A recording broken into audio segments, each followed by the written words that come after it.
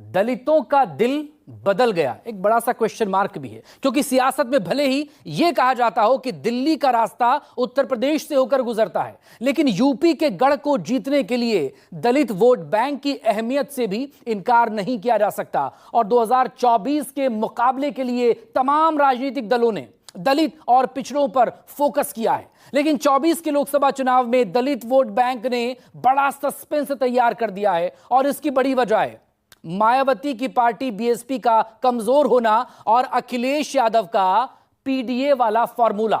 ऐसे में सबसे बड़ा सवाल यही, आखिर ये दलित वोटर गया किधर? बात चाहे एनडीए गठबंधन की हो या फिर इंडिया अलायंस की हो, दोनों ही पक्ष दलितों के सहारे दिल्ली पर कब्जे की तैयारी कर रहे हैं। तो आइए आज आपको उत्तर प्रदेश का दलित सियासी समीकरण समझाने की कोशिश करते हैं और यह बताते हैं कि यूपी के दलित वोटर्स दिल्ली जिताने की कितनी ताकत रखते हैं।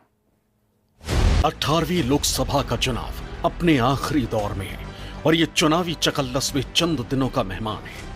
19 अप्रैल से शुरू हुए लोकसभा चुनाव का अंतिम चरण 1 जून की वोटिंग के साथ खत्म हो जाएगा। तेज होती गर्मी के साथ चुनाव की अंतिम तैयारियों और नतीजों के इंतजार ने सियासत का तापमान भी बढ़ा दिया। 7 चरणों के आखिरी चरण में 1 जून को कुल 57 सीटों पर वोटिंग होगी। इनमें यूपी की 13 सीटों पर, पंजाब की सभी 13 सीटों पर, बिहार की 8 सीटों पर, पश्चिम बंगाल की 9 सीटों पर, हिमाचल की 4 सीटों पर, झारखंड की 3 सीटों पर और उड़ीसा की 6 सीटों पर, चंडीगढ़ की 1 सीट पर वोटिंग होगी। दिल्ली का सियासी रास्ता उत्तर प्रदेश से होकर गुजरता है। लोकसभा चुनाव के अंतिम चरण में यूपी के पूर्वांचल की 13 सीटें बेहद अहम रोल अदा करने वाली हैं। एनडीए और इंडिया दोनों ही की तरफ से यूपी की सभी 80 सीटों को जीतने का दावा किया जा रहा है, लेकिन मायावती का कोर वोट बैंक माने जाने वाला दलित समुदाय इस बार अलग रंग में ही नजर आ रहा है और यही दलित समुदाय 2024 की बाजी पलटने का दम भी रखता है। 2024 लोकसभा चुनाव में यूपी की 80 सीटों को लेकर मजबूत मोर्चाबंदी देखने को मिली। एक तरफ बीजेपी ने राम मंदिर निर्माण मुद्दे के साथ सभी समुदायों को साथ लाने की कोशिश की, तो राहुल गांधी और अखिलेश यादव की जोड़ी ने डबल इंजन सरकार को बड़ा चैलेंज दिया। लेकिन मायावती ने अलग चुनाव लड़ने का फैसला लेकर चुनाव को दिलचस्प बना दिया है। यूपी में 7वें चरण की आखिरी 13 सीटों पर भी मायावती ने मुकाबला त्रिकोणीय बनाया है। लोकसभा चुनाव के 7वें और अंतिम चरण में प्रधानमंत्री नरेंद्र मोदी की सीट वाराणसी के बाद जिन सीटों पर खास नजर है वो है गाजीपुर और घोसी। गाजीपुर सीट की बात की जाए तो यहाँ समाजवादी पार्टी के टिकट पर अफजाल अंसारी चुनाव लड़ रहे हैं। मुख्तार के बड़े भाई अफजाल 5 बार विधायक और 2 बार सांसद रह चुके हैं। वहीं अफजाल अंसारी के खिलाफ बीजेपी ने पारसनाथ राय को मैदान में उतारा है। बीएसपी से डॉक्टर उमेश कुमार मैदान में है, वो बीएचयू के छात्र नेता रह चुके हैं। घोसी सीट से बीजेपी से तालमेल कर मैदान में सुबह सपा के अरविंद राजभर हैं। समाजवादी पार्टी से घोसी सीट पर पार्टी के प्रदेश सचिव राजीव राय लड़ रहे हैं, तो बीएसपी ने बालकृष्ण चौहान को टिकट दिया। मिर्जापुर या मिर्जापुर सीट से बीजेपी के टिकट पर अनुप्रिया पटेल मैदान में, तो उनकी बहन पल्लवी पटेल भी पीडीए से मैदान में। समाजवादी पार्टी ने भदोही से बीजेपी सांसद रहे डॉक्टर रमेश बिंद को साइकिल पर उतारा है। वहीं बीएसपी ने यहां से ब्राह्मण वर्ग के मनीष त्रिपाठी को मैदान में उतारा है।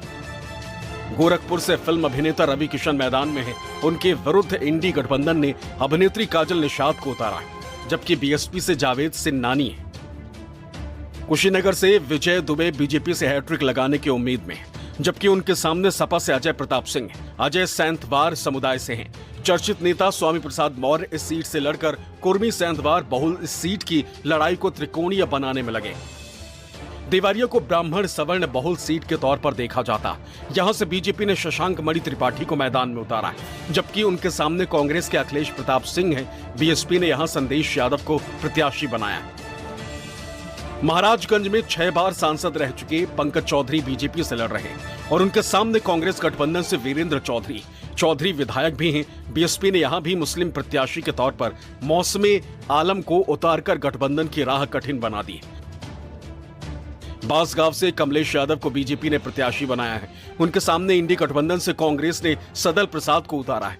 बीएसपी की ओर से यहां पूर्व आयकर आयुक्त डॉक्टर राम समुज को टिकट दिया गया। वाराणसी से खुद प्रधानमंत्री मोदी मैदान में, तो उन्हें टक्कर देने के लिए कांग्रेस ने यूपी प्रदेश अध्यक्ष अजय राय को टिकट दिया है और मायावती ने अतहर जमाल लारी को मैदान में उतारा है। वाराणसी सीट पर यूं तो पीएम मोदी की दावेदारी को सबसे मजबूत माना जा रहा है, लेकिन वाराणसी में इंडिया गठबंधन ने भी सरेंडर नहीं किया। प्रचार खत्म होने से पहले राहुल और अखिलेश अपनी पूरी ताकत झोंक रहे हैं। लोकसभा चुनाव और यूपी की सियासी हवा को लेकर राजनीति के जानकारों के मन में भी कई तरह के संशय हैं। यूपी में राम मंदिर निर्माण और योगी सरकार के फैसलों का कितना असर होगा, ये तो नतीजे तय करेंगे। लेकिन जानकार मानते हैं कि यूपी की 80 सीटों पर अखिलेश यादव का पीडीए फॉर्मूला मायावती और बीजेपी के वोट बैंक में सेंधमारी कर सकता है, और अगर ऐसा हुआ तो इसका असर चुनावी नतीजों पर साफ दिखाई देगा। SC/ST तो अपने मायावती के ही साथ हैं, अभी कभी छूट नहीं सकते हैं, लेकिन इस बार उनको छोड़ा जा रहा है केवल महंगाई और बेरोजगारी को देखते हुए। किसको छोड़ा जा रहा है? मायावती जी को। इस बार हम लोग कांग्रेस को वोट कर रहे हैं। और कितना प्रतिशत ऐसे लोग हैं जो कमल के फूल पे भी जा सकते हैं? कमल के फूल पे देखिए 10 साल तो SC/ST विश्वास किए, लेकिन इस बार महंगाई इतनी चरम पे है और बेरोजगारी, उसको देखते हुए इस बार कमल के फूल से सारी नाराजगी है। बसपा चुनाव में नहीं है, लेकिन ये लोग वोट उसी को देंगे। बदल नहीं सकते। अगर थोड़ा बहुत बदलेंगे तो वो गठबंधन की तरफ भागेंगे, नहीं तो सब लोग वही मायावती को देंगे।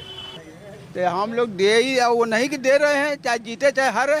हाथी को? हाँ, साइकिल कमल के फूल पर नहीं। आज तक हमने नहीं दिए। देखे झूठ क्या बोले हम।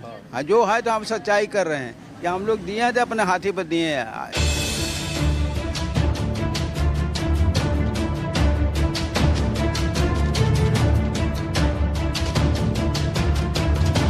उत्तर प्रदेश की सियासत में दलित वोट बैंक की भूमिका बीते 10 सालों में इतना बदल गई है कि तमाम सियासी दलों को इसके लिए अपनी अपनी रणनीति में बदलाव करना पड़ रहा है। किसी जमाने में एक मुश्त और एक तरफ पड़ने वाला ये वोट बैंक समय के साथ कैसे बिखर गया, इसके पीछे भी बीजेपी की रणनीति काम कर रही है।